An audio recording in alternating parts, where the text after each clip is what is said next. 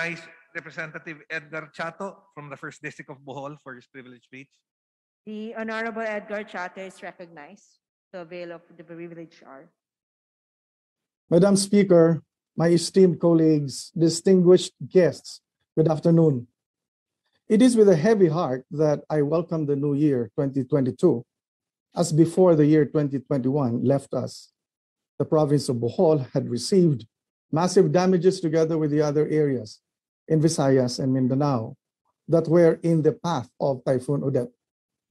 Madam Speaker, esteemed colleagues, allow me to emphasize that Typhoon Odette made 9 landfalls in Siargao Island, Surigao del Norte, Cagdiano, Dinagat Island, Liloan, Southern Leyte, Padre Burgos, Southern Leyte, President Carlos P. Garcia in Bohol, Bienvenido in Bohol, Carcar, Cebu, La Libertad, Negros Oriental, and finally in Rojas, Palawan, before exiting the Philippine area of responsibility on 18 December 2021, leaving behind in its wake 11 affected regions, namely Mimaropa, Region 5, 6, 7, 8, 9, 10, 11, 12, Caraga, and Barm, 7 days before the celebration of the blessed birth of our Savior Jesus Christ on Christmas Day. 2 days of Typhoon Odette was all it took, according to the latest data of the National Disaster Risk Reduction and Management Council, for 1,360,447 houses to be damaged, as reported in the combined regions of Mimaropa, Caraga, Barm, and regions 6, 7, 8, 9, 10, 11, and 12, with 5,904 affected barangays, 814,538 affected families, a total of 6,047,666 affected persons, and with 405 reported deaths, while the total damage to agriculture was estimated at 11 billion. Typhoon Odette, with its strong winds and heavy rainfall that caused floods and landslides, is the strongest typhoon ever to hit our province of Bohol in my memory, devastating 47 towns and 1 city. In the province of Bohol alone, Odette left casualties of 110 dead, 10 missing, and 2,058 injured. Further, Odette left 27.8 billion in damages to infrastructure, economy, development administration, social, environment, and private sector. Odette also left a shelter damage of 78,191 houses in the 1st Congressional District, which I represent, 118,913 houses in the 2nd District, and 84,256 houses in the 3rd District, for a total of 281,360 damaged houses as of 11 January 2022 report.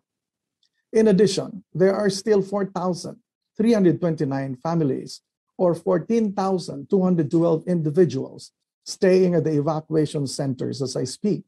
This Category 5 equivalent super typhoon left us without electricity, which is very vital as the loss of power supply means paralyzed water supply, communication, mobility, and economic activity.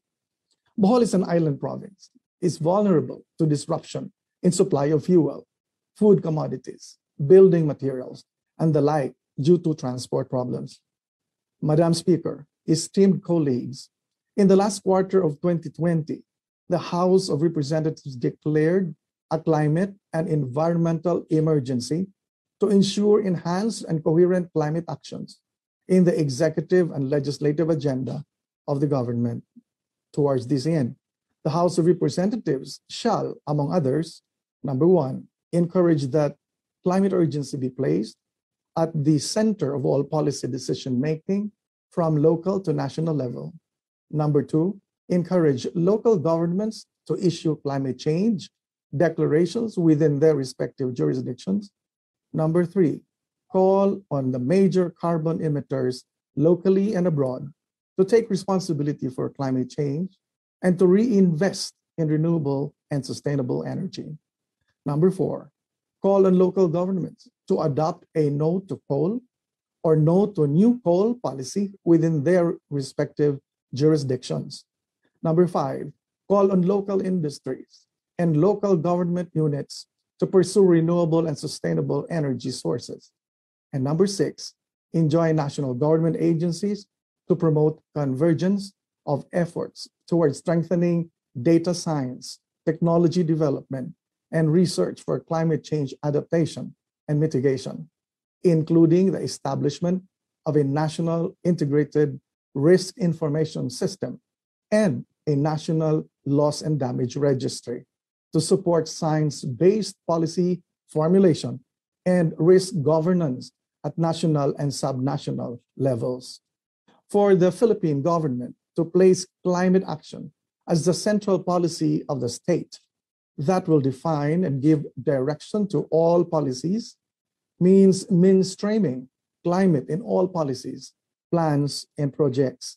According to Greenpeace Philippines, climate emergency is our new reality.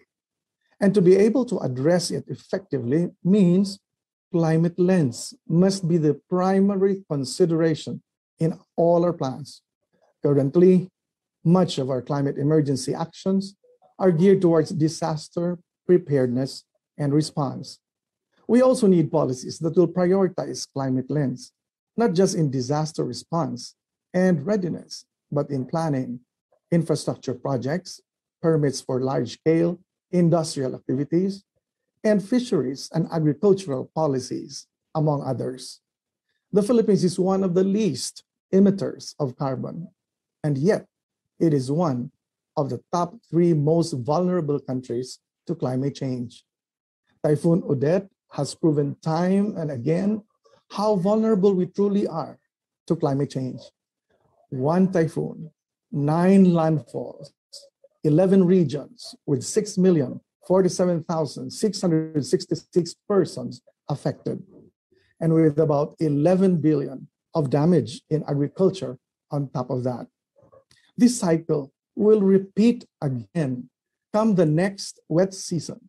So we need to pull out all the stops now.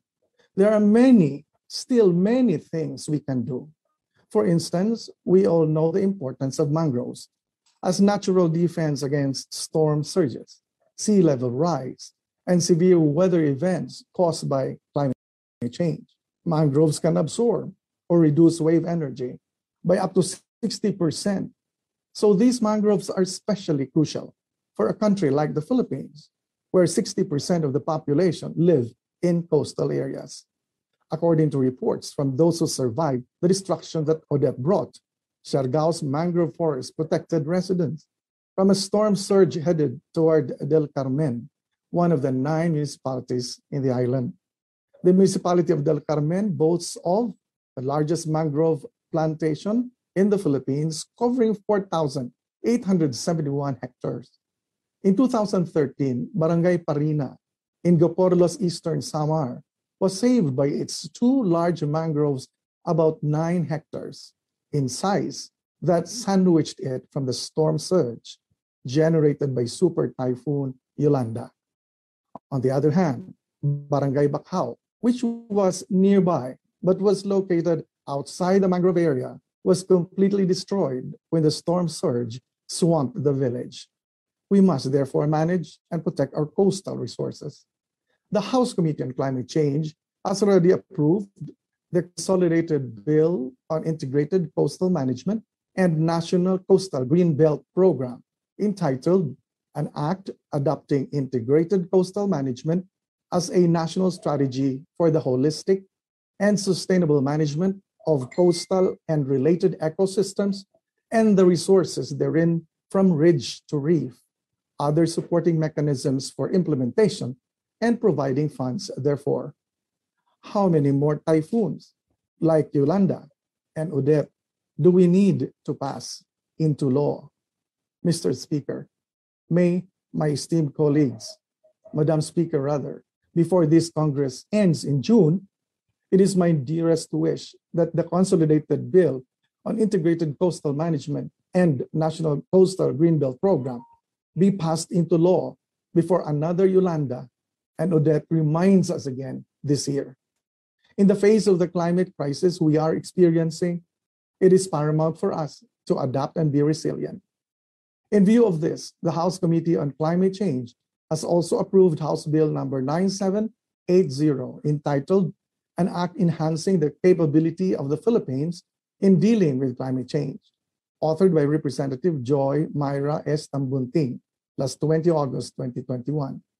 Last 15 July 2020, Rice Watch Action Network and Greenpeace Philippines, together with the House Committee on Climate Change, handed over to the provincial government of Bohol the Climate Emergency Response Roadmap to support small islands and coastal communities vulnerable to tidal floods and sea level rise, which is a collaborative process that was set in motion to generate concrete actions among affected communities, local government units, and experts from different fields that are most important to island ecosystems. These fields include coastal engineering, marine biology, waste management, conservation, fisheries, and sustainable livelihood. The goal of the collaboration was to ensure identification of appropriate adaptation options to address the climate crisis and avoid exacerbating already existing disaster risks. Though through this roadmap, stakeholders and LGUs will be guided in crafting their own declaration of a climate emergency.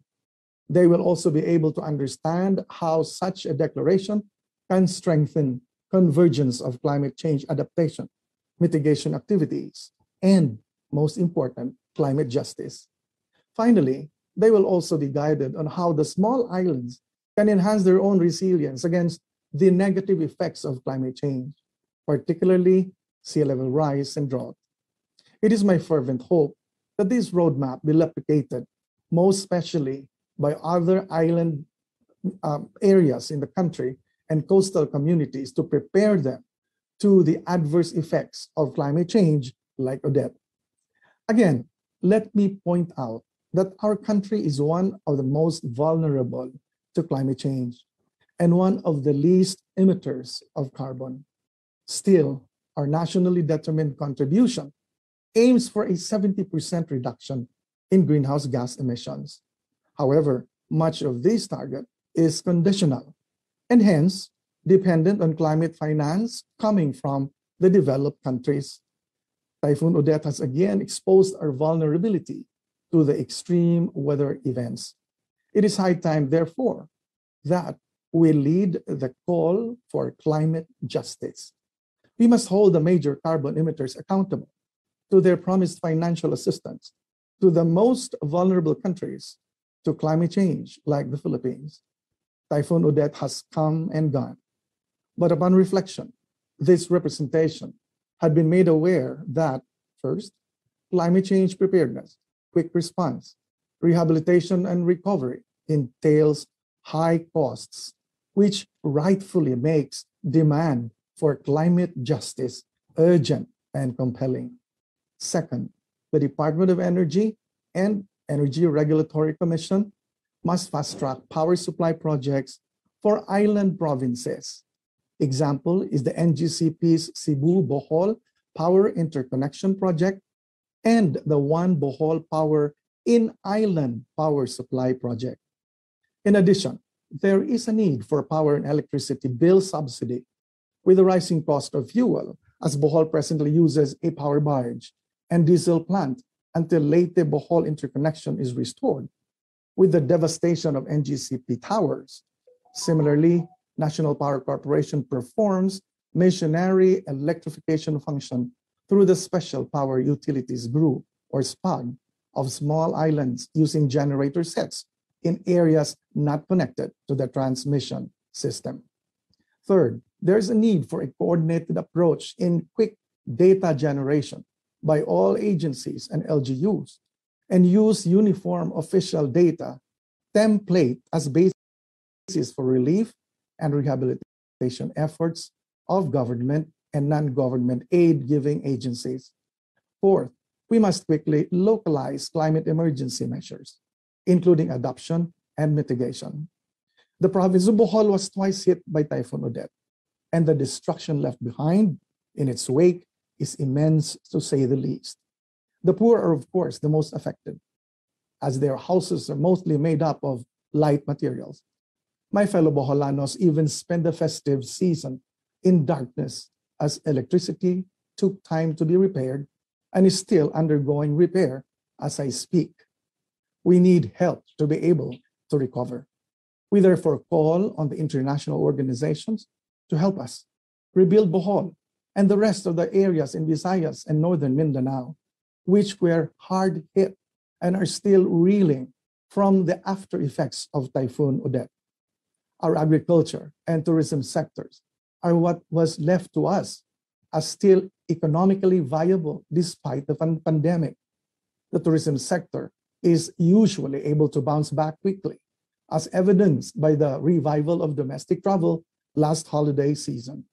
However, Odette almost wiped out some of the most popular tourist destinations in the country, like Siargao, Bohol, Cebu, and Palawan. I firmly believe that we need to look into how we can help our tourism and agriculture to pull through this new slump. This representation sees our current and most immediate needs after food and shelter as firstly, an economic recovery stimulus package to all affected sectors like agriculture, including marginal fishermen who will be needing fishing equipment. Thirdly, equitable allocation of national government aid to LGUs using updated data reflective of actual situations on the ground. Fourthly, the immediate submission by the local government units of rehabilitation plans with focus on sectoral needs for quick release of national and international support. Madam Speaker, my esteemed colleagues, let us also pass into law all the relevant measures that can help arrest this climate crisis that we are bearing the brunt of every single year. This representation believes that our unified action in the face of adversities can help us recover faster, and with climate at the center of our policies and actions, we shall also urge for climate justice. Before I close, Madam Speaker, my esteemed colleagues, please allow me to commend everyone who gave donations and lent a helping hand in all areas affected by Typhoon Odette, particularly those who extended their help to the province of Bohol, led by Governor Arthur C. Yap, the city of Tagbilaran, the municipalities, and of course the towns of my district, the first legislative district of Bohol. I wish to express my heartfelt gratitude to President Rodrigo Roa Duterte, Vice President Leni Robredo, Speaker Lord Alan Velasco, Deputy Speaker Polong Duterte, Deputy Speaker Loren Ligarda, Senator Bongo, Senator Francis Tolentino, Senator Grace Poe, Senator Sani Angara, Senator Nancy Binay, Senator Kiko Pangilinan, Senator Cynthia Villar, Secretary Mark Villar, Senator Joel Villanueva, Senator Win Gatchalian, former Senator Bongbong Marcos, Philippine Red Cross, National Grid Corporation of the Philippines, Chuchi Foundation, and Manuel V. Pangilinan Group through the Metro Pacific Investments Foundation. My sincerest thanks to all of you. While we laud the provincial government and LGUs in their relief and response effort as supported by the national government and private sector groups, we appeal for more assistance in food and shelter, and in many challenges of rehabilitation and recovery. Year 2021 may have closed in darkness for most of us in the Visayas and northern Mindanao, who were left with broken posts, electric wires by the fury of Typhoon Odette. Still, a candle of hope shines bright in my heart and in the heart of my fellow Boholanos as we strive towards much needed recovery. I sincerely wish that a candle of hope also burns bright in every heart of all our fellow Filipinos as well, for it is the light of hope that will guide our way into the path of resiliency. Barog Bohol, stand up Philippines. Let us fight for climate justice. Thank you, Madam Speaker. Good day.